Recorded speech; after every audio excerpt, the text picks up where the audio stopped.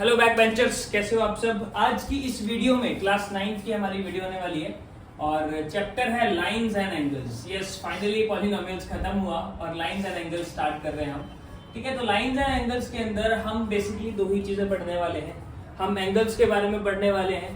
दो तरह के एंगल्स पढ़ने वाले हैं बेटा। एक ऐसे एंगल्स जो डायरेक्टली एक दूसरे को काटकर जब दो लाइन इंटरसेक्ट करती हैं तब जो दो एंगल्स बन रहे हैं, ठीक है। और दूसरे वो एंगल्स पढ़ने वाले हैं जो एंगल्स पैरेलल लाइंस पे बनते हैं, पैरेलल लाइंस पे बनते हैं। अब पैरेलल लाइन एंगल कैसे बनाती है बेटा? पैरेलल लाइन एंगल नहीं बनाती, ठीक है। पैरेलल लाइन तो कभी इंटरसेक्ट नहीं करेगी, राइट। तो पैरेलल लाइन कभी कोई एंगल नहीं बनाती। पैरेलल लाइन के ऊपर मान लो जैसे ये हमारे पास दो पैरेलल लाइन है और यहाँ पर एक तीसरी लाइन इन दोनों को काट देगी ऐसे, तो तीसरी लाइन की वजह से जो है एंगल बनते हैं और इस तीसरी लाइन को हम ट्रांसवर्सल बोलते हैं। आएंगे इसके ऊपर डिटेल में, ठीक है। अब चैप्टर स्टार्टिंग से करते हैं कि लाइंस क्या है। हमारे दो लर्निंग ऑब्जेक्टिव मैंने आपको बता दिए। इस पूरी वीडियो के अंदर हमारे दो लर्निंग ऑब्जेक्टिव रहेंगे इस पूरे लेसन के अंदर। पहला लर्निंग ऑब्जेक्टिव हमारा रहेगा कि इंटरसेक्टिंग एंगल्स कौन कौन से होते हैं, क्या क्या टाइप्स होते हैं, उनके बीच में क्या क्या रिलेशन होते हैं, ठीक है। दूसरा लर्निंग ऑब्जेक्टिव रहेगा कि पैरेलल लाइंस जो है उनपे किस तरह के एंगल बनते हैं और उनके बीच में क्या क्या रिलेशन होता है, ठीक है। दो लर्निंग ऑब्जेक्टिव्स हैं और सबसे पहले हम लाइन से स्टार्ट करते हैं। लाइंस क्या है, जो हमने 6th 7th 8th में पढ़ा था वही बेसिक से स्टार्ट करेंगे। लाइंस एक्चुअली में है क्या? लाइन देखो बेटा, सबसे पहली बात, लाइन तो एक ऐसी मैथमेटिकल चीज है, मैथमेटिकल ज्योमेट्री के अंदर आता है जिसका एक डायमेंशन है। Line has only one dimension, that is length. मतलब लाइन की सिर्फ लेंथ होती है, लाइन की कोई विड्थ होती ही नहीं, ना कोई हाइट होती है। Line is one dimensional. Line क्या है? One dimensional. इसकी सिर्फ लेंथ होती है, विड्थ और हाइट नहीं होती। फॉर एग्जांपल मैंने लाइन तो ऐसे दिखा दिया, अब आपको इसकी कुछ विड्थ भी दिखनी होगी, लेकिन इन एक्चुअल लाइन की कोई विड्थ नहीं होती, ठीक है। अब हम दिखाने के लिए अगर विड्थ नहीं बनाऊंगा तो दिखाऊंगा कैसे? तो वो दिखाने के लिए मैं ऐसे बना रहा हूं। ये बात समझ में आई? अब लाइन जो है बेटा, लाइन का सबसे पहली खास बात क्या है कि लाइन का कोई एंड पॉइंट नहीं होता। लाइन जो है, if I talk about line, it do not have any and point. मतलब ये दोनों तरफ इंफिनिटी तक एक्सटेंड हो सकती है। बढ़ाते जाओ, यहां से स्टार्ट करो, ऐसे बढ़ाते जाओ दोनों तरफ, ठीक है। लाइन का कोई एंड पॉइंट नहीं होता। It has no end point. ये कुछ बेसिक है, इस चैप्टर में इतनी ज्यादा इनकी नीड नहीं है, बट समझ लो क्योंकि पता होगा तो ही अच्छे से हो पाएगा, है ना। दूसरी चीज जो हमने स्टडी करनी है दैट इज रे। तो लाइन में ही एक ऐसी तरह की लाइन होती है जिसमें एक एंड पॉइंट होगा, जिसमें एक स्टार्टिंग पॉइंट होगा। फॉर एग्जांपल जैसे मैं यहां से चलना स्टार्ट हुआ और मैं जाता जा रहा हूं, रुक ही नहीं रहा हूं, तो मैं रे बना रहा हूं। और फॉर एग्जांपल मैं यहां खड़ा हूं और आर्यन मेरे पीछे खड़ा है और हम दोनों आगे बढ़ना स्टार्ट हो गए अपनी अपनी दिशा में, तो हम लाइन बना रहे हैं। तीसरी तरह की जो लाइन है that is line segment. Line segment की जो लेंथ है वो फिक्स्ड होगी, दो एंड पॉइंट्स होंगे। लाइन सेगमेंट की जो एंड पॉइंट्स हैं वो फिक्स्ड होंगे, वो फिक्स्ड होते हैं। एंड पॉइंट इतना ही होगा, उसके दोनों एंड पॉइंट होते हैं और उसकी लेंथ पूरी फिक्स्ड होती है। जो एंड पॉइंट, अगर एंड पॉइंट आ गया तो लेंथ फिक्स होगी। रे में लेंथ फिक्स नहीं है और लाइन में लेंथ फिक्स नहीं है। लाइन सेगमेंट में जो हमारी लेंथ है लाइन की वो फिक्स रहेगी, चाहे वो 1 सेंटीमीटर हो, चाहे 2 हो, चाहे 3 हो, चाहे 4 हो, चाहे 5 हो, चाहे 6 हो, चाहे 7 हो या कुछ और, ठीक है। इसके बाद हमने जो दूसरी चीज स्टडी करनी है दैट इज कोलिनियरिटी। हमने स्टडी करना है कोलिनियर चीजों के बारे में। कोलिनियर चीजें क्या होती हैं? कोलिनियर, फॉर एग्जांपल अगर मेरे पास 3 पॉइंट्स हैं, मेरे पास एक पॉइंट है ए, एक पॉइंट है बी, एक पॉइंट है सी। अगर तीनों के तीनों पॉइंट्स एक ही लाइन के ऊपर आ जाएं, तो इन पॉइंट्स को हम कोलिनियर बोलेंगे। इन पॉइंट्स को हम क्या बोलेंगे? कोलिनियर पॉइंट्स 3 से ज्यादा भी हो सकते हैं। फॉर एग्जांपल 4 पॉइंट्स, 5 पॉइंट्स, जितने भी पॉइंट्स सेम लाइन के ऊपर लाई करेंगे कॉमन लीनियर पॉइंट्स, ठीक है। कॉमन लीनियर पॉइंट जो सेम कॉमन लाइन के ऊपर आने वाले लाइन पॉइंट्स हैं, ठीक है। लीनियर मतलब लाइन, तो जो सेम लाइन के ऊपर आने वाले पॉइंट्स हैं उनको हम कोलिनियर बोलेंगे। अब अगर सोचो, अगर मेरे पास कोई ऐसे पॉइंट है जो एक लाइन के ऊपर आ ही नहीं रहे हैं, एक पॉइंट ये रहा, एक पॉइंट ये रहा, एक पॉइंट ये रहा। अब अगर इनको मैं मिलाने की कोशिश करूंगा तो मेरे पास क्या बनेगा, ट्राइंगल बनेगा। अगर 4 वाला है तो क्वाड्रिलेटरल बन जाएगा। 4 पॉइंट्स है, चारों कोलिनियर नहीं है, उनको मिलाने की कोशिश करूंगा तो क्या बनेगा, क्वाड्रिलेटरल बन जाएगा।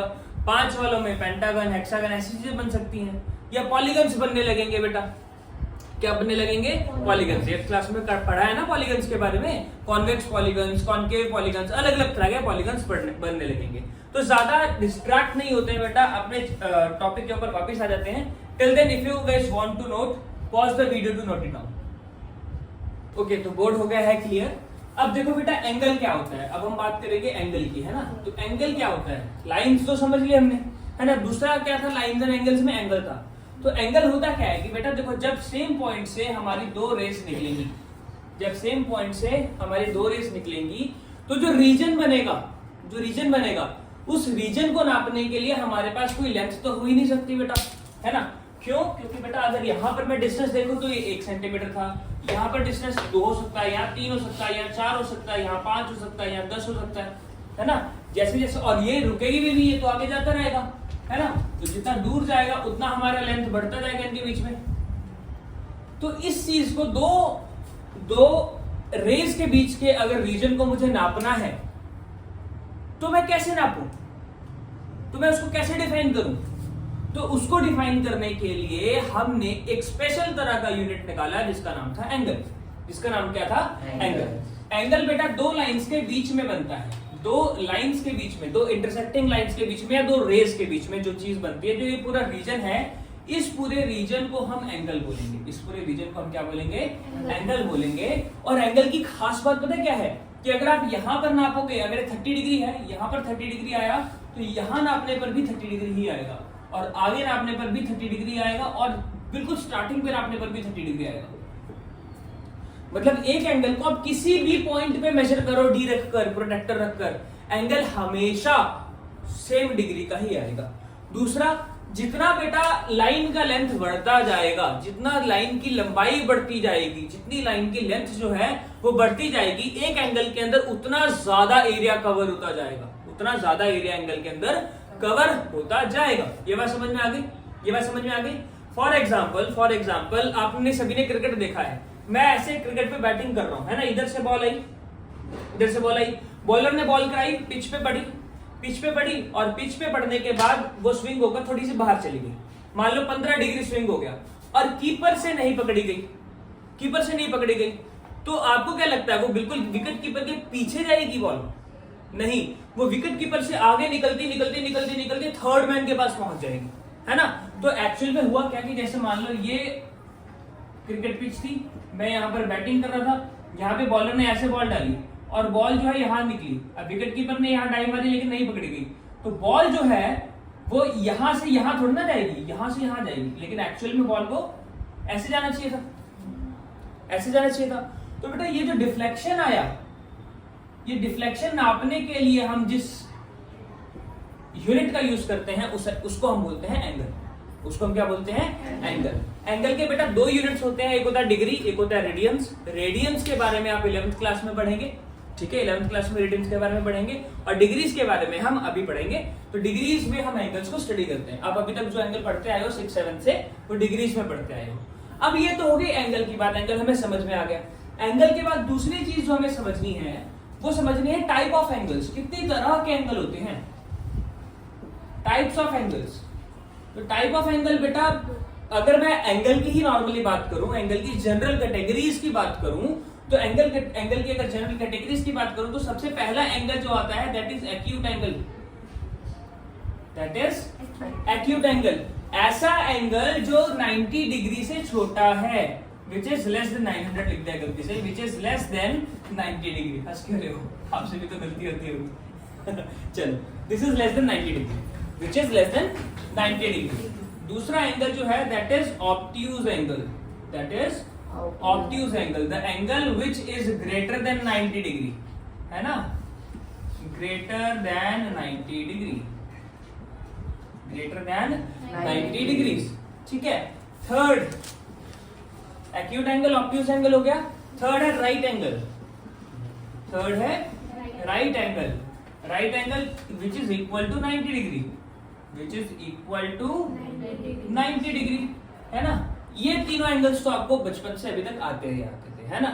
इसके अलावा अब चौथी तरह का जो एंगल हमने स्टडी करना है that is straight angle, that is straight angle. Straight angle is equal to 180 degree. और ये देखने में कुछ ऐसा लगता है, भोला भाला लगता है देखने में, बिल्कुल सीधी लाइन, बिल्कुल सीधी लाइन, और ये 180 डिग्री के बराबर होता है, ठीक है। पांचवा एंगल जो हम स्टडी करेंगे that is complete angle, that is complete angle. Complete angle वो एंगल होता है, कंप्लीट एंगल वो एंगल होता है, अभी इनको ग्रेटर देन 90, ऑब्ट्यूज जो है greater than 90 but less than 180, but less than 180, मतलब स्ट्रेट एंगल से छोटा होना चाहिए और 90 से बड़ा होना चाहिए। अब देखो बेटा, कंप्लीट एंगल होता है हमारा 360 डिग्री, एक एंगल जो पूरे सर्कल में बनता है दैट इज 360 डिग्री, ठीक है। 360 डिग्री होता है हमारा कंप्लीट एंगल। पूरा का पूरा रोटेशन में जो एंगल होता है सर्कल के रोटेशन में, वो कितना एंगल होता है 360 डिग्री। कितना होता है 360 डिग्री।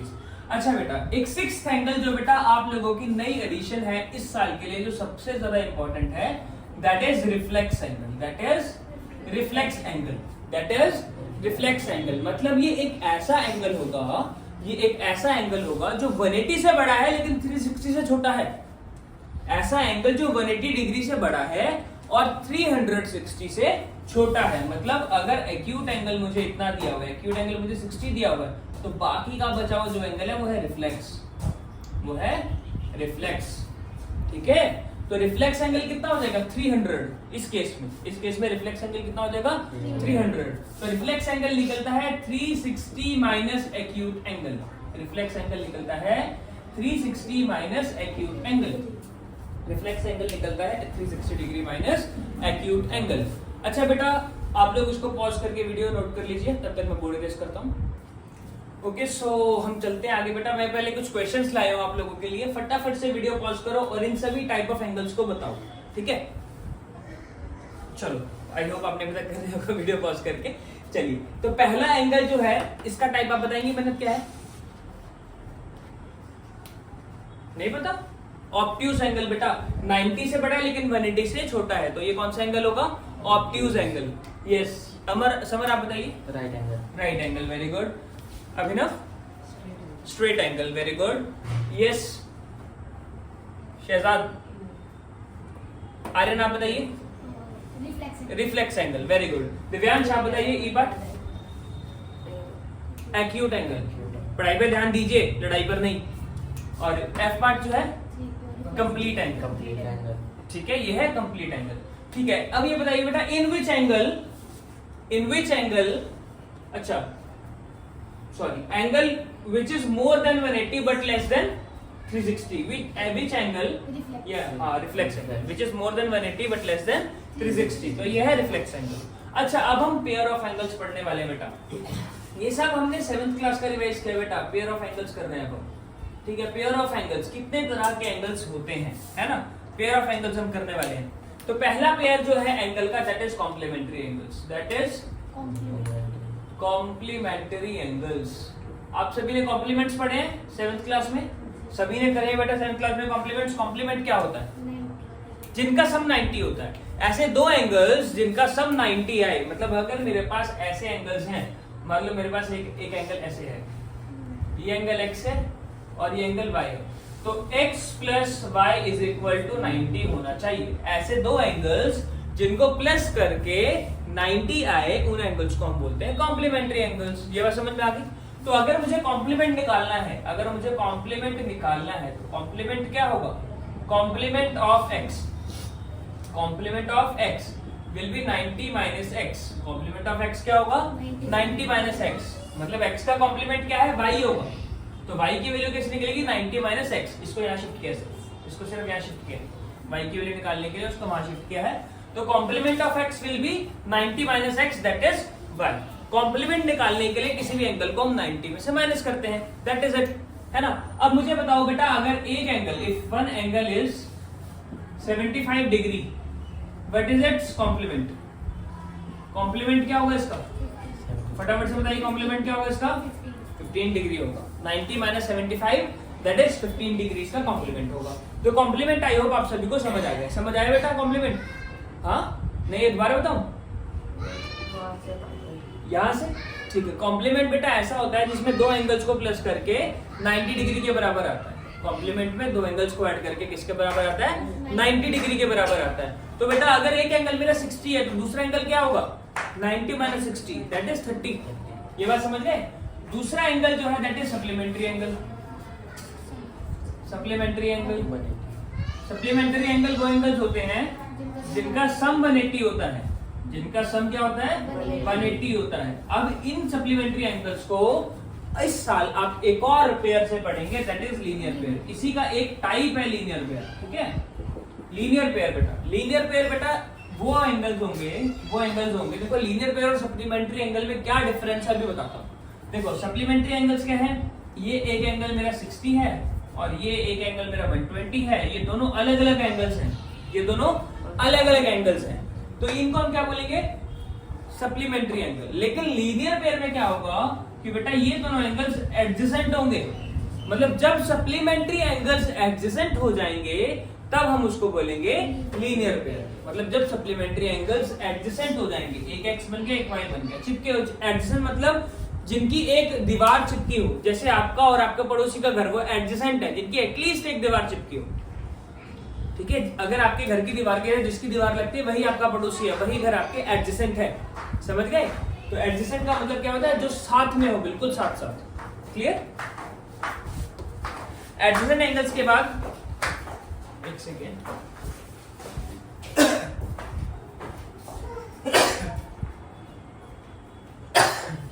सॉरी। चलिए लीनियर पेयर के बाद बेटा हम करने वाले हैं बाइसेक्टर ऑफ एंगल, ठीक है। Bisector of angle, bisector of angle. Wait,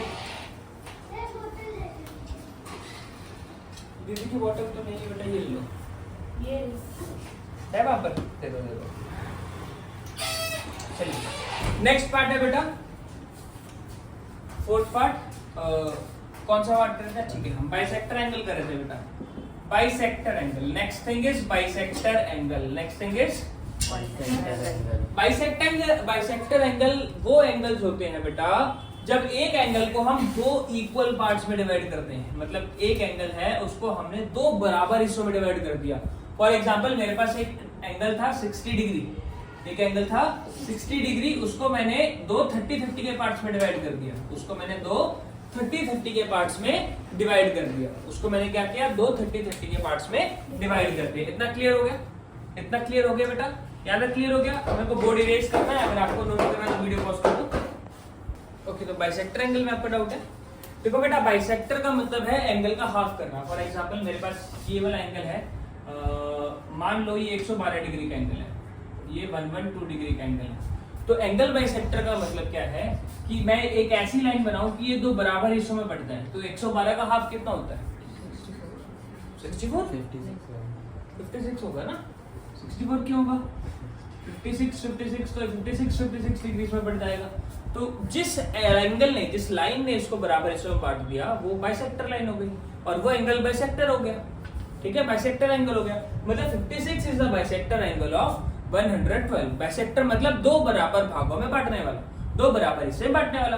अब कुछ क्वेश्चंस थे जो मैंने भी टॉपिक समझाया उसके ऊपर बेस कि two angles are complement of each other, what type of each angle will be. अगर दो एंगल्स जो है एक दूसरे के कॉम्प्लीमेंट है तो दोनों एंगल किस तरह के होंगे, एक्यूट होंगे। वो दोनों एंगल्स कैसे होंगे बेटा, एक्यूट एंगल्स होंगे। वो दोनों एंगल्स एक्यूट होंगे क्योंकि दोनों 90 से छोटे हैं, तभी तो सब 90 आ रहा है। अगर एक भी 90 से बड़ा हो गया तो सब 90 आ सकता, भला नहीं आ सकता, नहीं आएगा ना। दोनों 90 से छोटे होने चाहिए तभी एंगल एक्यूट होगा। अगर find the measure of an angle which is 24 degree more than its complement, मतलब एक एंगल एक्स है, लेट वन एंगल एक्स, एक एंगल क्या है x, अदर एंगल क्या है x प्लस 24। उसने बोला एक एंगल जो है वो अपने कॉम्प्लीमेंट से 24 ज्यादा है। तो कॉम्प्लीमेंट की सप्लीमेंट, कॉम्प्लीमेंट। तो कॉम्प्लीमेंट के लिए इन दोनों का सम क्या होना चाहिए, इन दोनों का सम क्या होना चाहिए बच्चा, 90 डिग्रीज के बराबर होना चाहिए। मतलब इन दोनों एंगल्स का सम क्या होना चाहिए, 90 डिग्रीज के बराबर होना चाहिए। तो 90 डिग्रीज के बराबर होने के लिए 2x is equal to 90 minus 24, 2x is equal to 66, x is equal to 33 degree. मतलब एक एंगल मेरा 33 डिग्री हो गया तो दूसरा एंगल क्या होगा x प्लस 24 यानी कि 33 प्लस 24 यानी कि 57 डिग्री। तो जो एंगल हमें चाहिए वो 57 डिग्री का है। ठीक है, कह रहा है if supplementary angles are in ratio 3:2, supplementary angles जो है आपस में 3:2 में है, तो let one angle is equal to, sorry ratio को x मानते हैं। जब भी ऐसे रेशियो वाला क्वेश्चन है ना तो आप रेशियो को x मानेंगे, रेशियो को आप लोग x मानेंगे। किसको x मानेंगे? रेशियो को। रेशियो को x मानेंगे, let ratio be x। Ratio को x मानने के बाद जब आप क्या करेंगे, रेशियो को एक बार x मान ले, उसके बाद आप क्या करेंगे, फिर उसके बाद आप एंगल्स लिखेंगे। एंगल 1 3x हो जाएगा, 3:2 था ना, तो एंगल 1 क्या हो जाएगा, रेशियो से नंबर को मल्टीप्लाई कर देंगे। जो फर्स्ट रेशियो है उसको x से मल्टीप्लाई कर देंगे, सेकंड रेशियो को भी x से मल्टीप्लाई कर देंगे। तो एंगल 2 क्या हो जाएगा, एंगल 1 ये, एंगल 2 क्या हो जाएगा 2x। ठीक है, अब ये क्या बोल रहा है कि ये दोनों सप्लीमेंट्री एंगल्स हैं। सप्लीमेंट्री एंगल है, सप्लीमेंट्री एंगल्स कौन से होते हैं समर? जिसका सम 180 होता है। बहुत बढ़िया, जिसका सम क्या होता है 180 होता है। तो 3x plus 2x is equal to 180, यानी 5x इज इक्वल टू 180, यानी कि x is equal to 180 upon 5। 180 को 5 से डिवाइड करेंगे तो आंसर क्या आ जाएगा 36। कितना आंसर आ जाएगा 36। तो पहला एंगल क्या हो जाएगा 36 इंटू 3। दूसरा एंगल क्या हो जाएगा, ये 108 हो गया। दूसरा एंगल क्या होगा 36 इंटू 2 दैट इज 72। तो ये हमारे पास दोनों एंगल आ गए। Now fourth question is saying, देखो बेटा ये एक्स्ट्रा क्वेश्चन हम इसलिए कर रहे थे ताकि कंसेप्ट क्लैरिटी बढ़ जाए, कंसेप्ट बिल्डिंग हो जाए। फिर उसके बाद एनसीईआरटी पर चलेंगे, है ना, फिर उसके बाद एनसीईआरटी पर चलेंगे। Find the supplement of 3/5 of right angle. कह रहा है 3/5 ऑफ राइट एंगल हमें प्रूव करना है। नहीं, find the supplement of 3/5 of right angle, मतलब जो एंगल है angle x is 3/5 of 90 degree. 90 degree का 3/5 है ना, तो इसको अगर 5 से डिवाइड करेंगे तो व्हाट विल बी गेट 18। तो x की वैल्यू आ गई 54 डिग्री, मतलब जो एंगल है वो हमारा 54 डिग्री का है। जो एंगल है वो कितना है 54 डिग्री का। अब हमें इसका सप्लीमेंट निकालना है, तो सप्लीमेंट क्या होता है, अगर सप्लीमेंट निकालना है तो supplement will be 180 degree minus 54। तो सप्लीमेंट कितना हो जाएगा 180 डिग्री माइनस 54 कितना हो जाएगा 136। नहीं 126 होगा बेटा, 126 ही होगा ना। देखो 180 में से 60 घटा दो, कितना बचा 120, फिर 6 ऐड कर दो, 126 ही आ रहा है मेरे अकॉर्डिंग। तो देख लेना, अगर कुछ गलत होगा तो बता देना, ठीक है। Fifth question, find the measure of an angle if 6 time it's complement is 12 degree less than twice its supplement. अच्छा ये क्वेश्चन तो पक्का सर्च रिजल्ट में आ सकता है। ये क्वेश्चन तो बहुत ज्यादा इंपॉर्टेंट है, ये बहुत ज्यादा अच्छा क्वेश्चन है। चलिए मैं इसको फटाफट से इरेज कर रहा हूँ, थोड़ी स्पेस बना लेते हैं। चलिए व्हाट इज इट सेइंग, क्या बोल रहा है ये, find the measure of an angle if 6 times its complement is 12 degree less than twice its supplement. कह रहा है कि उस एंगल का मेजर निकालिए कि जिसका 6 time of its complement let one angle is equal to x, let angle is equal to x degree. हमने एंगल कितना मान लिया, x डिग्री एंगल मान लिया, है ना, ठीक है। अब इसका सप्लीमेंट क्या होगा, इसका कॉम्प्लीमेंट क्या होगा, पहले कॉम्प्लीमेंट निकाल लेते हैं। कॉम्प्लीमेंट क्या होगा इसका 90 माइनस x, और सप्लीमेंट अगर निकालना है, सप्लीमेंट क्या होगा, सप्लीमेंट होगा 180 डिग्री माइनस x, है ना। तो find measure of an angle if 6 time it's complement, मतलब कॉम्प्लीमेंट का 6 टाइम जो है is 12 degree less than, 12 degree less than मतलब 12 डिग्री कम है किससे, ट्वाइस इट सप्लीमेंट, मतलब सप्लीमेंट के ट्वाइस से 180 डिग्री माइनस x। तो कितना हो जाएगा 9 6 540 minus 6x is equal to 360 minus 2x is minus 12। इसको सिंप्लीफाई करके सॉल्व करो और आंसर निकालो। ये इधर आएगा तो कितना हो जाएगा 2x minus 6x, sorry 2x minus 2x plus 6x 4x हो गया। इधर जाएगा 540 माइनस 360 माइनस सॉरी प्लस कितना हो रहा है ये 540 में से 360 माइनस हुआ तो कितना बचा 180। 180 प्लस 12 कितना हो गया 192। 192 को 4 से डिवाइड करो, 192 को 4 से डिवाइड करो, 4 4 16, एंड 32 48, तो x की वैल्यू कितनी आ गई 48, मतलब एंगल 48 डिग्री था। क्वेश्चन दोबारा देखो बेटा, उसने क्या बोला कि find the supplement of 3/5 of a right angle, नहीं sorry, find the measure of angle if 6 time it's complement, मतलब कॉम्प्लीमेंट का 6 गुना। तो कॉम्प्लीमेंट क्या होता है 90 माइनस एक्स, एंगल अगर x है तो कॉम्प्लीमेंट 90 माइनस एक्स होगा, उसका 6 टाइम्स क्या होगा 6 इंटू 90 माइनस एक्स, ठीक है। Is 12 less than twice its supplement, मतलब 12 कम है उसके सप्लीमेंट के 2 गुना से। तो सप्लीमेंट क्या होगा 180 माइनस एक्स, सप्लीमेंट होता है 180 माइनस एक्स, सप्लीमेंट का 2 गुना करेंगे तो कितना हो जाएगा 360 माइनस 2x, इसमें से 12 घटा दो तो हमारे पास आंसर आ जाएगा। तो x की वैल्यू निकालनी थी, x की वैल्यू हमने निकाल ली। इसके अलावा बेटा अब हम करने वाले हैं क्वेश्चंस वो वाले जो एनसीईआरटी में, उससे पहले मैं आपको 2-3 टाइप ऑफ एंगल्स बताना चाहता हूं जो अब यूज होंगे। देखो मैं उनको पर्टिकुलरली डायरेक्ट एंगल्स बोलता हूं, वैसे ऐसे जिसकी कोई नोटेशन है नहीं, ठीक है। मैंने अपनी कैटेगरी के अकॉर्डिंग इनको डायरेक्ट और इनडायरेक्ट एंगल्स के बीच में बांटा है, मैं अभी जस्ट आपको समझा रहा हूं। देखिए अब बेटा जो एंगल्स हमने 9th क्लास के लिए स्टडी करने, अभी तक जो हमने पढ़ा बेटा वो 9th क्लास का बेस था, जो आप 6th-7th में पढ़ते आए हैं। 6th-7th में जो आपको बेसिक्स था वो रिवाइज किया हमने फटाफट से। अब हम कर रहे हैं एंगल्स के बारे में जो हमने 9th क्लास में स्टडी कर रहे हैं। तो 9th क्लास में 2 तरह के एंगल है बेटा, एक एंगल बन रहा है डायरेक्ट एंगल, ये नोटेशन मैंने बनाई है बेटा, ये ऑफिशियल नहीं है, ठीक है। डायरेक्ट एंगल्स और दूसरे indirect angles. Indirect angles, direct angles हमारे वो एंगल्स होते हैं जो लाइंस के इंटरसेक्शन से बनते हैं, जो लाइंस के इंटरसेक्शन से बनते हैं, जो डायरेक्टली लाइन एक दूसरे को काटेंगी तो बनेंगे, ठीक है। अब इसमें जो एंगल बन रहे हैं वो 2 तरह के एंगल हैं। एक एंगल ये वाला x और y, x और y, तो ये x और y हमेशा बराबर होंगे। अगर इन एंगल की बात करूं तो ये a और ये b, ये a और b भी बराबर होंगे, और इनका कारण क्या लिखा जाएगा, इनको बोलेंगे vertically opposite angle, vertically opposite angle, vertically opposite angles. Vertically opposite angles basically इसको पहचानने के लिए आपको ये बात ध्यान रखनी है, जहां पर भी ऐसा सिंबल बनाई दे, x का सिंबल, अंधेरा कायम रहे, तमराज कलविश, x वाला सिंबल जहां पर भी बनता दिखाई दे, हम लोग बचपन में शक्तिमान बहुत देखते थे तो वही तमराज कलविश याद आ गया। जहां पर भी ऐसा x वाला सिंबल दिखाई दे वहां पर ऐसे समझ लो ऊपर नीचे वाला दाएं बाएं वाला बराबर होगा, ऊपर वाला नीचे के, नीचे वाला ऊपर के, दाएं वाला बाएं के, बाएं वाला दाएं के। ये बात समझ में आ गया। राइट वाला लेफ्ट के इक्वल, लेफ्ट वाला राइट के इक्वल, ऊपर वाला नीचे के इक्वल, नीचे वाला ऊपर वाले के इक्वल। ये है वर्टिकली ऑपोजिट एंगल्स, ये है वर्टिकली ऑपोजिट एंगल्स, मतलब ये वाला इसके बराबर और ये वाला इसके बराबर। क्लियर, समझ आ गया, ये जो समझ में आ गई। इस तरह के एंगल्स को हम बोलते हैं वर्टिकली ऑपोजिट एंगल्स, ये बराबर होते हैं, ये बराबर होते हैं। दूसरा जो रिलेशन है बेटा जो हमने स्टडी करना है डायरेक्ट एंगल्स के अंदर, डायरेक्ट एंगल्स के अंदर जो दूसरा रिलेशन हमने स्टडी करना है, that relation is linear pair, that relation is linear pair.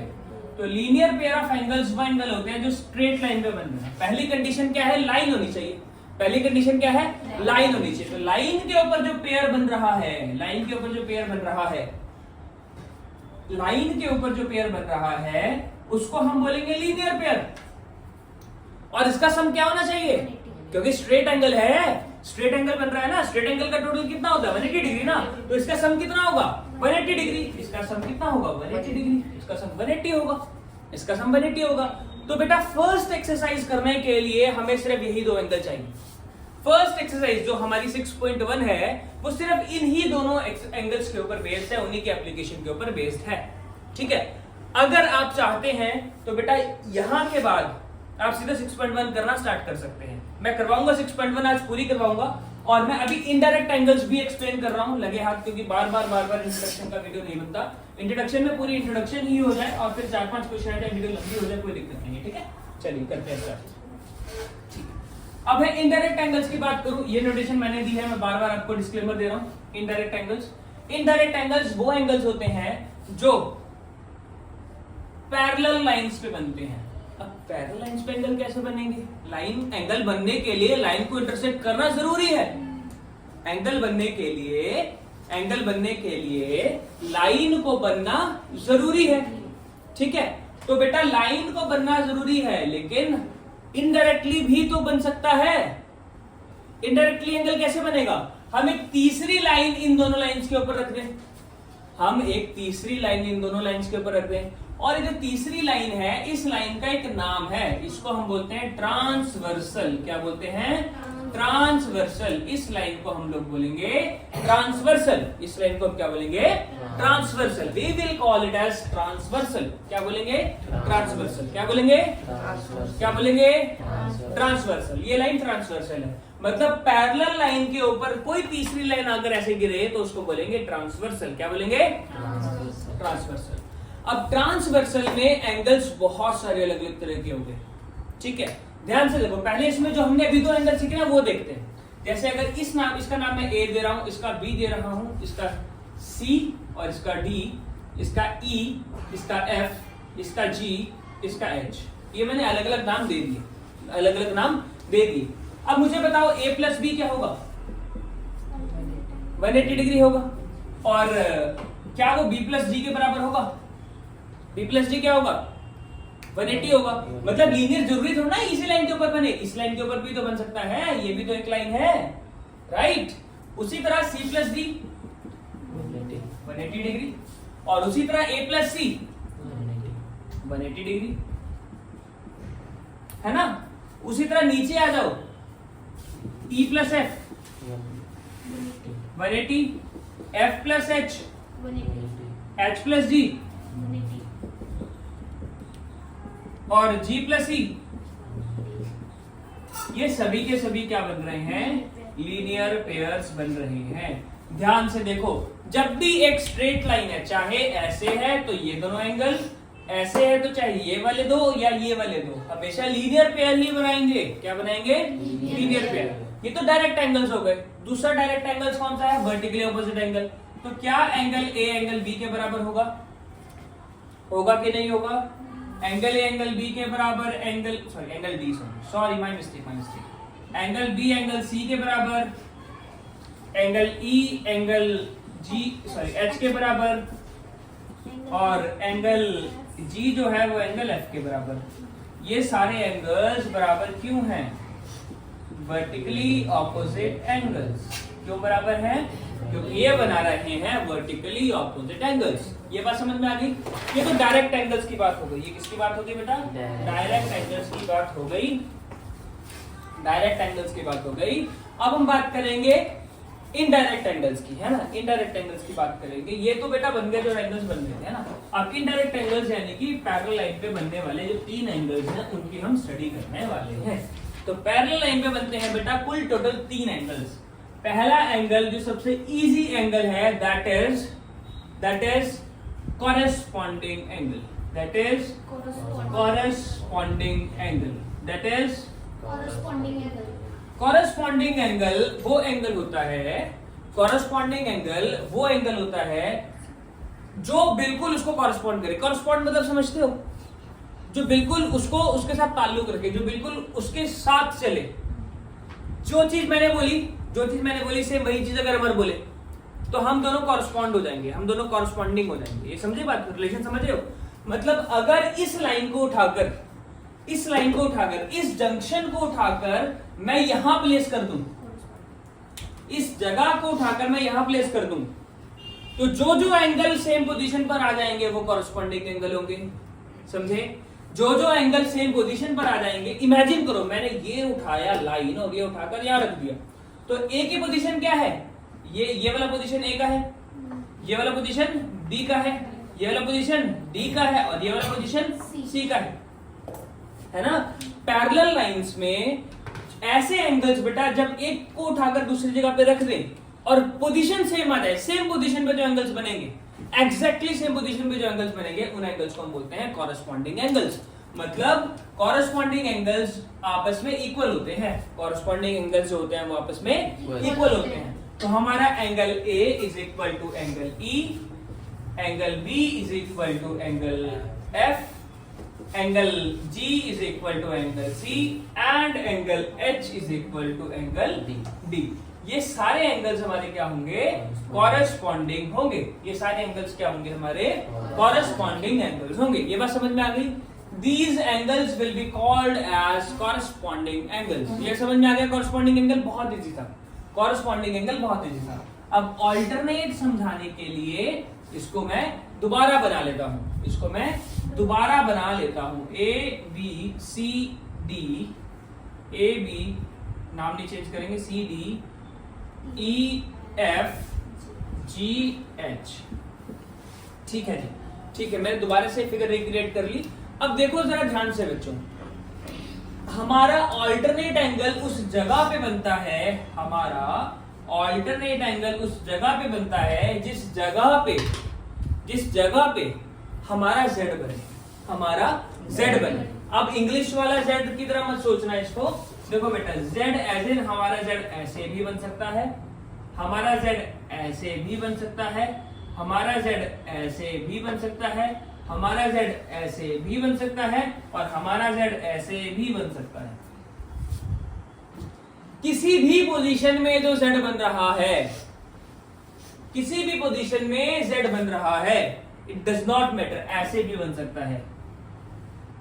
तो बेटा जो वर्टेक्स पे एंगल होंगे, जो z की चोंच पे एंगल होंगे, z की चोंच पे, ये z की चोंच है, दो ये z की चोंच है, ये है चोंच z की, ये वाली यहां पर, ये वाली यहां पर, ये वाली जो ये z की चोंच है, it does not matter acute आ रहा है, ऑब्ट्यूज आ रहा है, it does not matter at all. ये जो चोंच है ना, इस चोंच पे जो एंगल बनेगा उस एंगल को हम बोलेंगे दूसरा एंगल, यानी कि alternate interior angle, alternate interior angle, alternate interior angle. तो इसमें सर इसके अंदर कौन कौन से ऑल्टरनेट इंटीरियर एंगल बन रहे हैं बताओ जरा। समझ में नहीं आया, समझ में नहीं आया, समझ में आया, समझ में आया आपको? हाँ, आप भी बताओगे बेटा, बताओ इसके अंदर कौन कौन से ऑल्टरनेट इंटीरियर एंगल बन रहे हैं, प्लीज बताओ। इसमें ऑल्टरनेट इंटीरियर एंगल कौन कौन से बन रहे हैं? हाँ जी, सी और एफ, सी और एफ, ठीक है। एक पेयर बता दिया, C is equal to F, very good. Next pair बताओ। ए और एफ नहीं बन रहा, ए और एफ नहीं बन रहा, डी और ई, शाबाश, डी और ई, डी और ई ऐसे बन रहा है ना, डी और ई, देखो जरा ध्यान से, डी ऐसे बना, डी और ई, यहां डी है, यहां ई है, यस, डी और ई। इसके अलावा जल्दी बोलो, जल्दी बोलो, जल्दी बोलो बच्चा। एक ये बन गया, एक ये बन गया, बस यही दो पेयर बनेंगे, बस यही दो पेयर बनेंगे ऑल्टरनेट इंटीरियर एंगल्स के अंदर। सर इंटीरियर इंटीरियर क्या लगा रखा है? इंटीरियर इंटीरियर, एक्सटीरियर भी होता है क्या? एक्सटीरियर भी होता है क्या? एक्सटीरियर होता है ना, एक्सटीरियर एंगल भी होता है बेटा, ऑल्टरनेट एक्सटीरियर एंगल भी होता है, ऑल्टरनेट एक्सटीरियर एंगल भी होता है। तो वो बेटा अगर आपको नहीं भी ध्यान में आता ना, बाद में अगर भूल भी जाते हो तो भी कोई दिक्कत नहीं है, इंटीरियर वाला याद रखो, वर्टिकली ऑपोजिट आपको देखना आ गया है। अब देखो बेटा, इसमें मेरा ये जो सी वाला था, ये जो सी वाला था, ये एफ वाले के बराबर था, सी वाला एफ वाले के बराबर था, सी वाला एंगल एफ वाले के बराबर था। सी के ऑपोजिट में कौन सा एंगल है? बी, सी के एंगल में ऑपोजिट है बी, एफ के ऑपोजिट में कौन सा है? जी, है ना। तो अगर बी मेरा जी के इक्वल है तो इसको मैं डायरेक्टली बोल सकता हूं alternate exterior angle, alternate exterior angle. ये बात समझ में आई? इसको बोलेंगे ऑल्टरनेट एक्सटीरियर एंगल। अब देखिए बेटा, इसकी इंपॉर्टेंस इतनी ज्यादा क्यों नहीं है और आप शायद इसको यूज भी नहीं करेंगे इस प्रॉपर्टी को, बिकॉज आप लोग क्या कर लेंगे, आप लोग ऑल्टरनेट इंटीरियर एंगल से पहले पास वाले कर लेंगे, फिर वर्टिकली ऑपोजिट से ऊपर वाले इक्वल कर लेंगे। अब कान चाहे ऐसे पकड़ो या ऐसे पकड़ो, पकड़ा तो कान ही है, चाहे ऐसे पकड़ा चाहे ऐसे पकड़ा, है ना। तो बेटा ज्योमेट्री में आसान तरीका या खराब तरीका कुछ नहीं होता, जो तरीका आपको आता है वो तरीका सबसे सही तरीका होता है, चाहे वो लंबा है चाहे वो छोटा है। Is it clear? ज्योमेट्री में जो तरीका सबको आता है वो जरूरी होता है, जो तरीका सबको आता है वो जरूरी होता है, वही इंपॉर्टेंट होता है। ये बात समझ में आई? ये बात समझ में आई? Is it clear? Is it clear? ये बात समझ में आ गई? समझ में आ गई ये बात की नहीं? चलिए आगे, चलो हम इसको इरेज कर रहे हैं बेटा। तीसरी तरह का एंगल जो है हम स्टडी करेंगे, third type of angle, we will study third type of angle, third type of angle, third type of angle, that is corresponding angle, that is corresponding angle, that is corresponding angle. Corresponding angle, corresponding angle हमारा वो angle होता है, corresponding angle हमारा वो angle होता है। Oh sorry sorry sorry, my mistake. चलो ध्यान भटक गया था। को interior angle, thank you so much. को इंटीरियर एंगल्स, ठीक है, को इंटीरियर एंगल्स यानी कि कॉमन इंटीरियर एंगल्स। कैसे एंगल्स होंगे? जो इंटीरियर एंगल्स होंगे लेकिन को इंटीरियर एंगल होंगे। आपको को इंटीरियर एंगल्स क्यों है अभी बताता हूं मैं। को इंटीरियर एंगल्स बेटा उस जगह पे बनेंगे जहां पर आपको यू दिखाई दे रहा है, चाहे ऐसा यू दिखाई दे रहा है, चाहे ऐसा यू दिखाई दे रहा है, ठीक है, चाहे ऐसा यू दिखाई दे रहा है, चाहे ऐसा यू दिखाई दे रहा है, चाहे टेढ़ा मेढ़ा जैसा मर्जी यू दिखाई दे, बस यू दिखाई देना चाहिए, बस यू दिखाई देना चाहिए। अब आप मुझे बताइए, अगर मेरा ये एंगल ये ए था, ये बी था, ये सी था, ये डी था, ये ई था, ये एफ था, ये जी था और ये एच था, तो मेरे को को इंटीरियर एंगल्स में कौन कौन से एंगल्स जो होंगे वो को इंटीरियर बनाएंगे? सी और ई, ठीक है, सी एंड ई को इंटीरियर होंगे। इसके अलावा D and F, very good, D and F को इंटीरियर होंगे। इसके अलावा बस, इसके अलावा और कोई को इंटीरियर नहीं होंगे। अब बेटा जो को इंटीरियर एंगल्स बने हैं इनके बीच में क्या रिलेशन होता है? क्या ये इक्वल होते हैं? नहीं, ये इक्वल नहीं होते। को इंटीरियर एंगल्स आर सप्लीमेंट्री। क्या होते हैं ये? सप्लीमेंट्री। ये सप्लीमेंट्री होते हैं बेटा। ये क्या होते हैं? मैं यहाँ पे जगह नहीं पूरी तो सप्लीमेंट्री लिख रहा हूँ। सप्लीमेंट्री होते हैं ये, मतलब अगर आप C प्लस E करेंगे तो आपको 180 डिग्री मिलेगा और आप D प्लस F करेंगे तो भी आपको 180 डिग्रीज मिलेगा। ये बात समझ में आ गई? अगर आप सप्लीमेंट्री का मतलब क्या है कि आप दोनों एंगल्स को ऐड करेंगे तो आपको क्या क्या मिलेगा? पूरे एंगल्स मिलेंगे, 180 डिग्रीज के एंगल मिलेंगे। ये बात समझ में आ गई? ये तीन तरह के एंगल्स हैं बेटा जो आपको स्टडी करने हैं। यही तीन तरह के एंगल्स, इनडायरेक्ट एंगल्स या फिर एंगल्स फॉर्म्ड बाय ट्रांसवर्सल, इसका असली नाम भी करवा देता हूं। इनडायरेक्ट नहीं है बेटा, ये है angles formed by transversal. Angles formed by transversal, formed by transversal, इनको ये बोला जाता है ट्रांसवर्सल से जो एंगल बनते हैं, angle formed by transversal. Maths की लैंग्वेज में इसको एंगल्स फॉर्म्ड बाय ट्रांसवर्सल बोला जाता है। चलिए ये तो हो गया आपको बेटा। अब हम फटाफट से 6.1 क्वेश्चन नंबर 1 2 3 4 5 कर लेंगे और अगर टाइम बचा, चाहे वीडियो लंबी हो जाए, एक ही वीडियो बनाने का प्लान है मेरा, तो इसका एक्स्ट्रा क्वेश्चन की एक अलग वीडियो बनाएंगे, एक्स्ट्रा क्वेश्चन की एक अलग वीडियो बनाएंगे, ठीक है बच्चों? एक्स्ट्रा क्वेश्चन की एक अलग वीडियो बना लेंगे, देख लेंगे। चलिए हम करने स्टार्ट कर रहे हैं। एनसीईआरटी दे दो मुझे।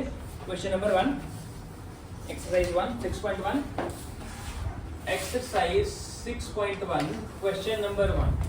अच्छा, इसमें बेटा एग्जांपल्स भी इंपॉर्टेंट है। एक्सरसाइज 6.1 के जो एग्जांपल्स हैं वो भी इंपॉर्टेंट हैं और थ्योरम जो है 6.1 वो भी इंपॉर्टेंट है। तो थ्योरम 6.1 पहले करेंगे। सबसे पहले 6.1 में थ्योरम करेंगे। ज्योमेट्री के अंदर बेटा थ्योरम्स करनी बहुत ज्यादा जरूरी होती है। थ्योरम्स आर इंपॉर्टेंट, ठीक है? बहुत सारे स्कूल के बच्चे, स्कूल के टीचर्स थ्योरम करवाएंगे और थ्योरम इतनी मुश्किल नहीं है बेटा। थ्योरम 6.1 थ्योरम लिखने का ना बेटा प्रोसीजर होता है। अब आप लोग बड़ी क्लास में आ गए हैं, आप लोगों को चीजें प्रूव करने को आएंगी। वो बोलेगा ये मैथमेटिकल स्टेटमेंट है, मैथमेटिकल स्टेटमेंट को हम थ्योरम बोलते हैं और उसका कुछ ना कुछ वैलिड प्रूफ होना जरूरी है। एक स्टेटमेंट थ्योरम तब बनेगी जब उसका कोई वैलिड प्रूफ होगा, जब उसका कुछ मैथमेटिकल प्रूफ होगा। तो हमें प्रूव करना है कि एक स्टेटमेंट कि if two lines intersect each other then the vertically opposite angles are equal। हमें ये प्रूव करना है कि vertically opposite angles जो होते हैं वो बराबर होते हैं। तो स्टेटमेंट पहले लिख देते हैं, if two lines intersect each other then show that vertically opposite angles are equal। vertically opposite angles are equal। आप लोगों को थ्योरम भी करनी है, बहुत सारे स्कूलों में थ्योरम भी करवाएंगे। तो देखो बेटा, हमने यहाँ पर दो लाइन मार ली, हर एक लाइन को इसको A, B, C और D कर दिया। इस एंगल को A मान लिया, इसको B मान लिया, इसको C मान लिया और इसको D मान लिया। हमें क्या प्रूव करना है? हमें गिवन क्या है कि AC and BD are lines। AC and BD are lines, ठीक है, हमें प्रूफ क्या करना है, हमें प्रूफ क्या करना है, to prove we have to prove that vertically opposite angles are equal. Basically angle A angle C के बराबर है और एंगल डी जो है वो एंगल बी के बराबर है। हमें ये प्रूव करना है, हमें ये प्रूव करना है। प्रूफ देखेंगे इसका, अब इसका हम फटाफट से प्रूफ देखेंगे। प्रूफ देखेंगे बेटा, प्रूफ देखो जरा ध्यान से। AC is a straight line, AC is a straight line है कि नहीं है? AC स्ट्रेट लाइन है तो angle A plus B is equal to 180 degree होगा कि नहीं होगा? रीजन में लिखेंगे लीनियर पेयर, रीजन में क्या लिखेंगे? लीनियर पेयर, रीजन में क्या लिख देंगे? Linear pair. उसी तरह बेटा BD is a straight line, BD is a straight line है कि नहीं है? BD अगर स्ट्रेट लाइन है तो BD पे बनने वाले जो दोनों एंगल हैं B प्लस C, उनका सम भी 180 डिग्री होगा, उनका सम भी 180 डिग्री होगा। तो इसका कारण भी क्या है? Linear pair. इसका कारण भी क्या है? Linear pair. इसका कारण भी लीनियर पेयर है। अब यहां देखो जरा ध्यान से, अब यहां देखो जरा ध्यान से, A प्लस बी भी 180 है, B प्लस सी भी 180 है। देखो बेटा, आपने 5th चैप्टर में ये चीज पढ़ी कि नहीं पढ़ी अभी मुझे पता नहीं है। आप लोग 5th चैप्टर करके आ रहे हो कि डायरेक्टली 6th चैप्टर कर रहे हो, मुझे पता नहीं है, मैं समझा देता हूँ। मान लो मेरे और समर के पैसे जो है वो 100 रुपए के बराबर है और आर्यन और दिव्यांश के पैसे भी 100 रुपए के बराबर है। तो मेरे और आर्यन के जितने पैसे हुए वो दिव्यांश और आर्यन के पैसे के बराबर हुए कि नहीं हुए? हुए ना। मतलब इन दोनों का सम 180 के बराबर है, इन दोनों का सम भी 180 के बराबर है। तो क्या मैं इक्वेशन 1 को इक्वेशन 2 के इक्वल कर सकता हूँ? इक्वेशन 1 को इक्वेशन 2 के इक्वल कर सकता हूँ, कर सकता हूँ। तो बस वही किया मैंने, from 1 and 2 A plus B is equal to B plus C, A plus B is equal to B plus C. ये बात समझ में आ गई? अब देखो बेटा, यहां से अगर सब्ट्रैक्ट करूं A plus B minus B is equal to C, A की वैल्यू किसके बराबर आ गई? C के बराबर। A की वैल्यू किसके बराबर आ गई? C के बराबर। अब पूरा सॉल्व करने की बजाय मैं सीधा ये लिखूंगा सिमिलरली हमारा D जो है वो भी B के बराबर आ जाएगा। जिस तरह मेरा A C के बराबर आया उसी तरह मेरा D भी B के बराबर आ जाएगा, है ना। तो therefore A is equal to C and B is equal to D. Hence vertically opposite angles are equal. Vertically opposite angles are equal. ये बात समझ में आ गई? Is it clear बच्चों? Is it clear? Easy है, थ्योरम मुश्किल तो नहीं है। थ्योरम में बेटा कुछ भी ऐसा नहीं होता जो आप लोग ना कर सकें। थ्योरम बहुत ज्यादा बेसिक होती है। ये चीज क्लियर हो गई? Pause the video to note it down. Okay, तो हम एक्सरसाइज 6.1 स्टार्ट कर रहे हैं। बेटा जो एक्सरसाइज 6.1 के पहले जो एग्जांपल्स हैं वो हम एक अलग वीडियो के अंदर करेंगे। वीडियो का लेंथ ऑलरेडी बहुत बड़ा हो गया है, तो इसमें ये 5 क्वेश्चन जो एक्सरसाइज 6.1 के हैं, 6 क्वेश्चंस, वो बेसिकली 6 क्वेश्चंस हम कवर करते हैं। देखो बेटा, फर्स्ट क्वेश्चन में इसने क्या बोला? क्वेश्चन मैं पूरा नहीं लिखूंगा, डायग्राम बनाऊंगा और क्वेश्चन रीड कर रहा हूं। मैं मान के चल रहा हूं कि आपके पास एनसीईआरटी होगी। In figure 6.13 line AB and CD intersect each other. मतलब यहाँ पर दो लाइंस दे दिया हमें, एक A दे दिया है, B दे दिया है, यहाँ पे हमें O दे दिया है, ये दे दिया है C दे दिया है, ये D दे दिया है और ये हमें OE दे दिया है। ठीक है, ये हमें लाइंस दे दी हैं, ये हमें लाइंस दे दी हैं। तो lines AB and CD intersect each other at O if AOC plus angle BOE is equal to 70 degree. Angle AOC हमें गिवन क्या दे दिया? पहली बात हमें गिवन दे दिया है एंगल AOC यानी कि ये वाला एंगल प्लस एंगल BOE यानी कि ये वाला एंगल। इन दोनों एंगल्स का सम कितना आ रहा है? 70 डिग्रीज के बराबर आ रहा है। इन दोनों एंगल का सम कितना आ रहा है? 70 डिग्रीज के बराबर आ रहा है। और इसके अलावा इसने बोल दिया कि ये जो एंगल BOD है दैट इज 40 डिग्री। एंगल जो ये BOD है दैट इज 40 डिग्रीज। अच्छा, फाइंड एंगल BOE। हमें निकालना क्या है? हमें फाइंड करना है फाइंड एंगल BOE। हमें BOE ये वाला यानी कि ये वाला एंगल फाइंड करना है। इसको x मान लेते हैं, जो फाइंड करना है उसको x मान लेते हैं। And reflex COE, and reflex of angle COE, and reflex of angle COE। ये बात समझ में आई? इतना समझ में आया? And reflex of angle COE। चलिए इसको अब हम करके दिखाते हैं, इसको भी हम करके दिखाते हैं। देखो जरा ध्यान से, angle AOC plus BOE is equal to 70 degree है। एंगल AOC प्लस BOE कितना है? 70 डिग्रीज के बराबर है। तो बेटा हमने BOE को let let angle BOE is equal to x। BOE को हमने x माना, BOE को x माना, तो angle AOC plus x is equal to 70 degree. ये बात समझ में आ गई? इतना समझ में आ गया? इतना समझ में आ गया। अब ध्यान से देखो, जरा ध्यान से, यहाँ पे AB और CD दोनों स्ट्रेट लाइंस हैं।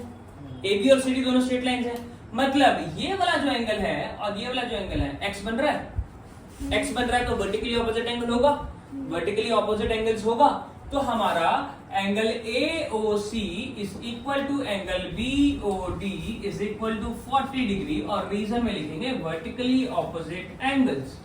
रीजन में क्या लिखेंगे? Vertically opposite angles. ये बात समझ में आ गई? वर्टिकली ऑपोजिट एंगल्स हो गए, मतलब ये भी 40 हो गया, है ना। But angle AOC plus angle BOE was equal to 70 degree, या x is equal to 70 degree, है ना।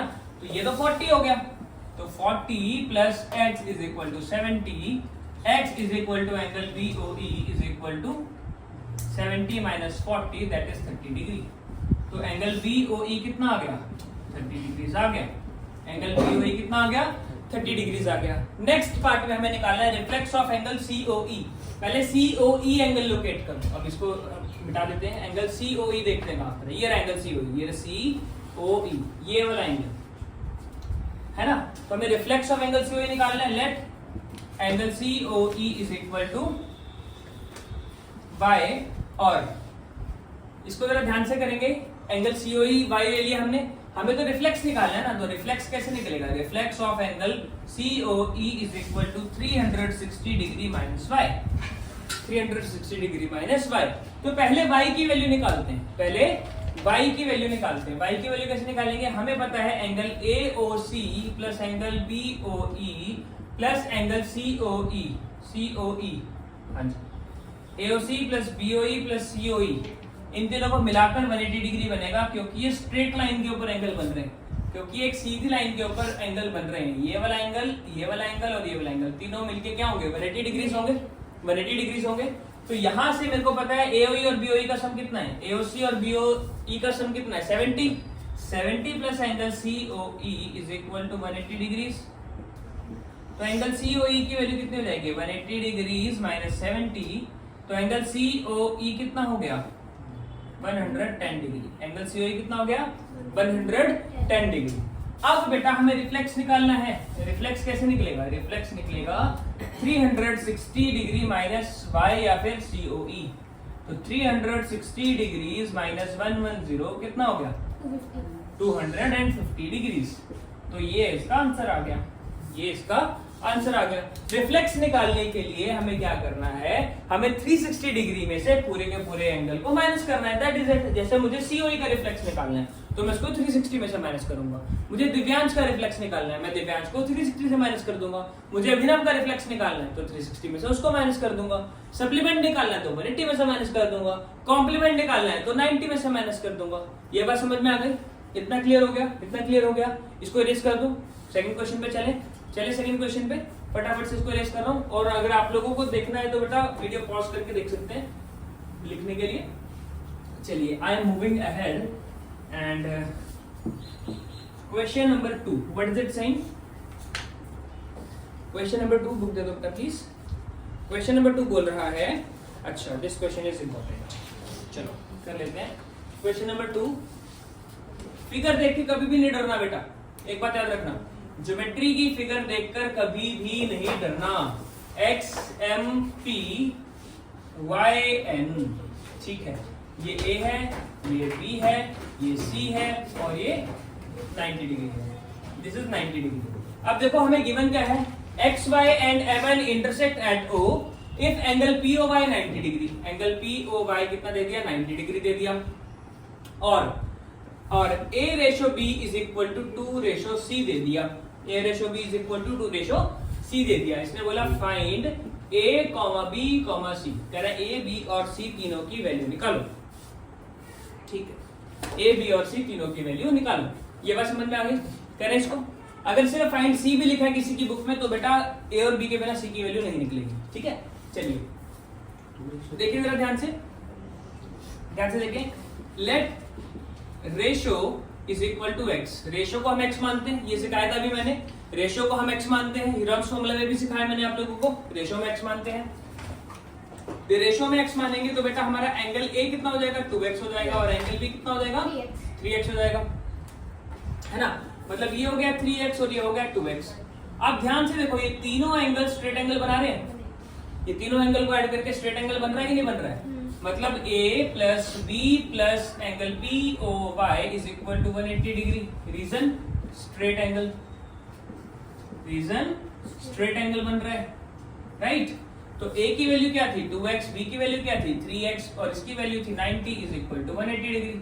तीनों की वैल्यूज डालिए बस अभी। 2x प्लस 3x क्या हो गया 5x, 5x is equal to 180 degree minus 90 degree.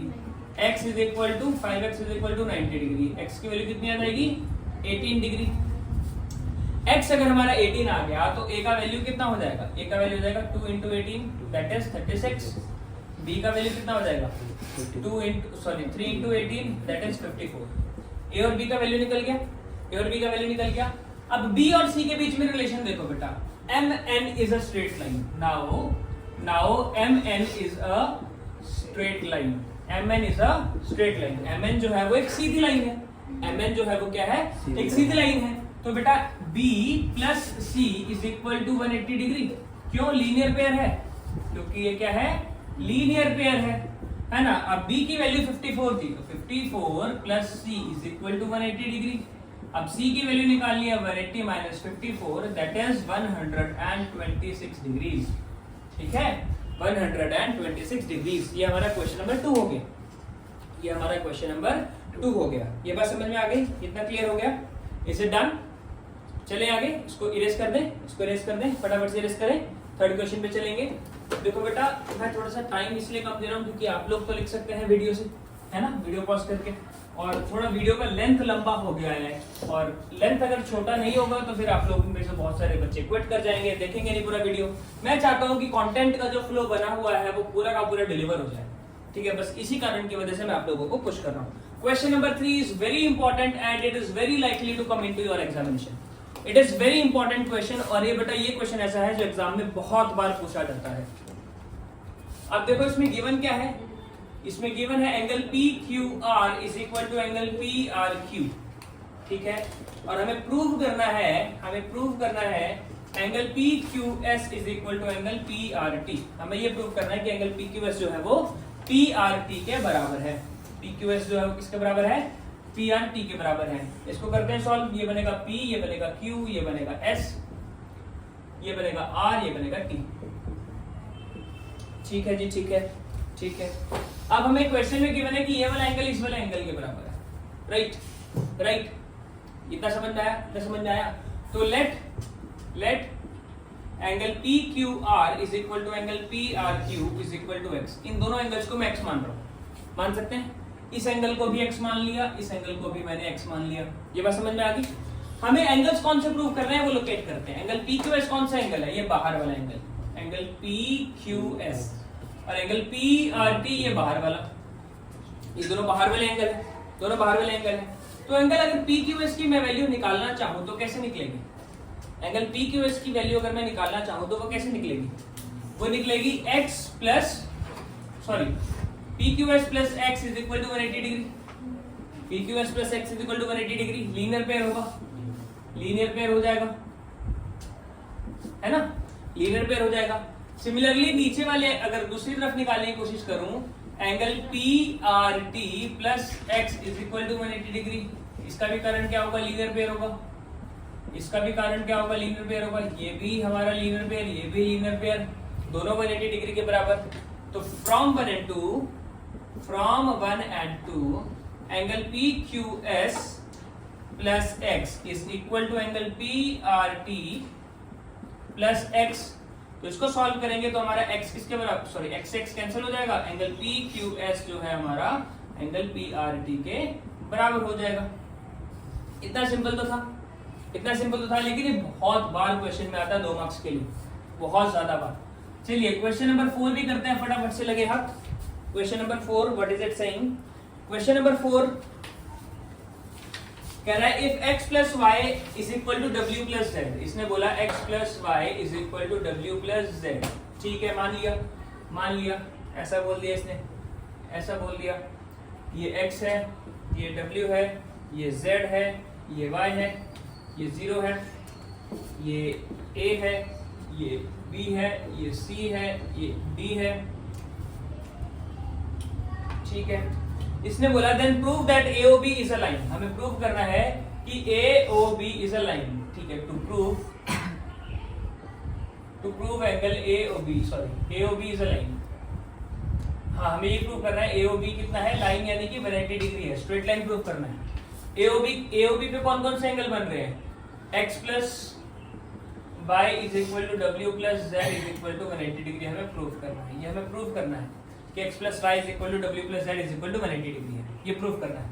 अब देखो जरा ध्यान से, now x plus y plus डब्ल्यू plus Z is equal to 360 होगा। रीजन में हम लिख सकते हैं कंप्लीट एंगल, रीजन में हम लिख सकते हैं complete angle, they are forming complete angle. ध्यान से देखो, यस और no, x y w z ये सारे वैल्यूज ऐड करके कंप्लीट एंगल बनता है कि नहीं बन रहा। कंप्लीट एंगल किसके बराबर होता है, 360 के। कंप्लीट एंगल किसके बराबर होता है, 360 के। अब हमें x प्लस वाई डब्ल्यू प्लस जेड के बराबर दिया होता, लिखेंगे but x plus Y is equal to w plus z, x plus y किसके बराबर हो गया, w प्लस जेड के बराबर हो गया। अब क्योंकि x plus y w plus z के बराबर हो गया, इसका मतलब क्या हुआ, इसका मतलब क्या हुआ, इसका मतलब क्या हुआ, हम यहाँ पर x प्लस वाई की जगह w प्लस जेड डाल सकते हैं, तो इसको लिख सकते हैं w plus Z is equal to 360। तो ये हो गया 2 times w plus Z is equal to 360, यानी कि w plus Z is equal to 180 degree. ये तो जाके डिवाइड हो गया। अब w प्लस जेड किसके बराबर था, x प्लस वाई के, तो x plus Y is equal to w plus Z is equal to 180 degree, hence proved. Hence AOB is a straight line. AOB is a straight line. ये बात समझ में आ गई, ये बात समझ में आ गई। अब चलते हैं क्वेश्चन नंबर 5 पे। क्वेश्चन नंबर 5 भी सबसे इंपॉर्टेंट क्वेश्चन में से एक है बेटा। वेरी इंपॉर्टेंट क्वेश्चन 5 और 6 बहुत ज्यादा बार एग्जाम में आते हैं बेटा। अगर आपका स्कूल एनसीईआरटी डालता है तो 95% चांस है कि 5 या 6 में से एक क्वेश्चन आपको एग्जाम में देखने को मिलेगा।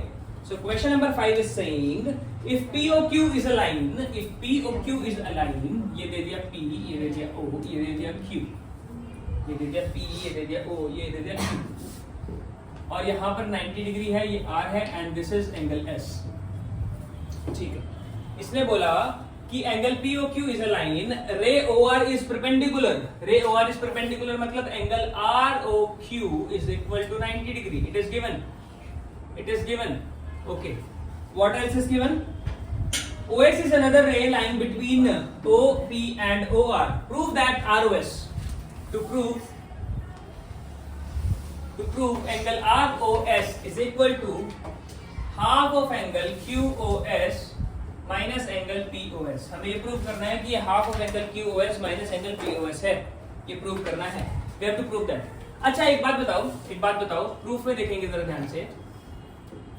अगर मैं बोलूं एंगल QOS की वैल्यू क्या होगी, एंगल QOS की वैल्यू क्या होगी, ध्यान से देखो, ये रहा एंगल QOS, ये 90 है, इसको ROS है, इतना ROS है, तो क्या एंगल QOS को मैं 90 डिग्री प्लस ROS लिख सकता हूं, यस और नो?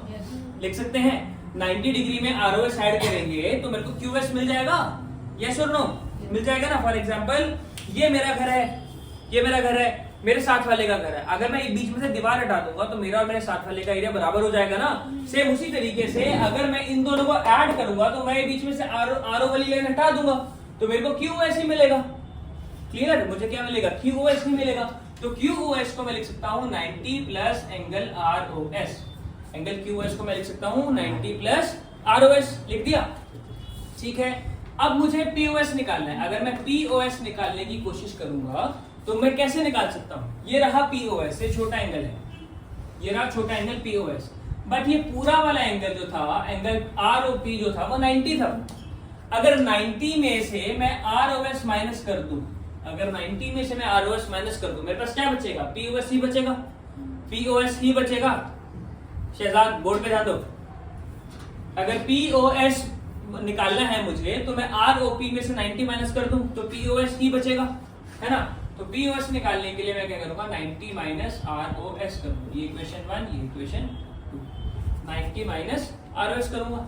तो बेटा अब मुझे अकॉर्डिंग टू क्वेश्चन क्या करना है, QOS और POS को माइनस करना है। तो मैं angle QOS minus angle POS कर रहा हूं, इन दोनों को सब्ट्रैक्ट कर रहा हूं। QOS की वैल्यू क्या थी, 90 प्लस ROS, क्योंकि नेगेटिव से पहले इसमें साइन में कोई चेंज नहीं आएगा। अब क्योंकि ये नेगेटिव के बाद है तो मैंने ब्रैकेट लगा लिया ताकि साइन चेंज करने में मुझे आसानी हो। मैंने सिर्फ वैल्यूज लिखी है, मैंने QOS की वैल्यू लिखी है रही और POS की वैल्यू लिखी है रही। अब मुझे सब्ट्रैक्ट करना है, मुझे क्या करना है, 90 plus angle ROS minus 90 plus angle ROS, 90 से 90 कैंसिल, ये क्या है, angle QOS minus angle POS, ये क्या हो जाएगा, angle QOS minus angle POS is equal to 2 times angle ROS। अब ये 2 इधर जाके डिवाइड हो सकता है, इसको half of angle QOS minus angle POS is equal to angle ROS करेंगे, कर देंगे। हमें क्या प्रूफ करना था, यही तो प्रूफ करना था गधों, यही तो प्रूफ करना है। तो ये हो गया हेंस प्रूव्ड, ये हो गया हेंस प्रूव्ड। इतना क्लियर है, ये हो गया हेंस प्रूव्ड, इतना समझ में आ गया। चलो बेटा फटाफट से लास्ट क्वेश्चन की तरफ चलते हैं, क्वेश्चन नंबर 6। ये क्वेश्चन भी बहुत ही ज्यादा इंपॉर्टेंट है और बहुत बार एग्जाम में आता है। It comes so many times in exam. Question number 6 I'm talking about. Question number 6 is very important. Very likely it comes in examination. So we are starting with question number 6. Question number 6 क्या कह रहा है, question number 6 ने बोला कि XYZ is equal to 64 degree. तो इसने पहले हमें बोल दिया कि XYZ एक एंगल है जो 64 डिग्रीज का है, ठीक है, हमने मान लिया 64 डिग्रीज का है, आपने बोला हमने मान लिया 64 डिग्रीज का है। XY इज प्रोड्यूस्ड, अच्छा उसने बोला XY is produced, YX produce नहीं हुआ है, XY प्रोड्यूस हुआ है, मतलब X से स्टार्ट होके Y को बढ़ाया है। XY is produced, XY is produced मतलब X से स्टार्ट होके Y को बढ़ाया, इसलिए Y की तरफ को बढ़ेगी। अगर ये बोलता YX इज प्रोड्यूस तो इसको हम ऊपर ले जाते, इसको हम ऊपर ले जाते। XY X से स्टार्ट होके Y की तरफ जाते जाते बढ़ाया। XY is produced two point P, इसको P पॉइंट तक बढ़ाया, इसको P पॉइंट तक बढ़ाया है। ड्रॉ फिगर, ठीक है, ड्रॉ कर लिया हमने from the information. YQ bisects, YQ एक ऐसी लाइन है जो इसको बाइसेक्ट कर रही है, YQ एक ऐसी लाइन है जो इसको बाइसेक्ट कर रही है, किसको बाइसेक्ट कर रही है, एंगल ZYP को और XYQ को, ठीक है, मतलब ये दोनों एंगल इसने बोल दिया बराबर है, ये दोनों एंगल इसने बोल दिया बराबर है। एक बार गिवन लिख लेते हैं ठीक से, एक बार गिवन लिख लेते हैं। गिवन हमें क्या दे दिया, XYZ इज इक्वल टू 64 और इसने क्या बोल दिया, angle PYQ is equal to angle ZYQ is equal to X, given दे दिया। हमें निकालना क्या है, हमें सिर्फ निकालना है angle XYQ, find angle XYQ, मतलब ये वाला angle 64 plus X, 64 plus X निकालना है, and reflex of QYP and reflex of angle QYP, ये कैसे निकलेगा, QYP इसका रिफ्लेक्स निकालना है ना, तो वो निकलेगा 360 डिग्री माइनस X, ठीक है, ये दोनों वैल्यूज हमें निकालनी है। तो X निकल जाएगा तो हो जाएगा, X निकालते हैं बेटा। अब जरा ध्यान से देखो, XYP is a straight line, XYP is a straight line। अब क्योंकि ये XYP स्ट्रेट लाइन है तो इस पे जितने भी एंगल बन रहे हैं उनका सम 180 डिग्री के बराबर होगा, होगा कि नहीं होगा। तो 64 plus x is equal to 180 degree, 2x is equal to 180 minus 64, कितना हो गया, 116 हो जाएगा, 116 हो जाएगा, 116 हो जाएगा ना। x की वैल्यू हो जाएगी 58 डिग्रीज, x की वैल्यू कितनी हो गई, 58 डिग्री। अब x की वैल्यू 58 आ गई तो XYQ की वैल्यू निकालनी है, तो कितना हो जाएगा, 64 प्लस 58 कितना हो गया, 8 4 12 6 5 11 और 1 12, 122 degree. Correct me if I am wrong, बेटा करेक्ट कर लेना, ठीक है, अगर मैं गलत होऊंगा। और रिफ्लेक्स की वैल्यू निकालनी है तो हो जाएगी 360 degree minus 58 degree, that is 302 degrees, ठीक है, ये हमारा आंसर आ गया बेटा, ये हमारा आंसर आ गया। ठीक है, आज की वीडियो में सिर्फ इतना ही कवर करेंगे बेटा। अगर आपको वीडियो अच्छी लग रही है तो मेक श्योर टू कमेंट और बताना मुझे लाइक करके। लाइक करोगे तो हमारा फ्यूल वही है, लाइक कमेंट और शेयर कर देना। अगर आपके किसी फ्रेंड को ट्राइंगल्स में प्रॉब्लम है तो एक एक्सरसाइज ही हमने करी है, इसके जो एग्जांपल्स हैं और सेकंड चैप्टर के एग्जाम, सेकंड एक्सरसाइज के एग्जांपल्स हैं और जो सेकंड एक्सरसाइज के क्वेश्चंस हैं वो हम अगली वीडियो के अंदर ला रहे हैं। तो till then stay tuned, bye bye.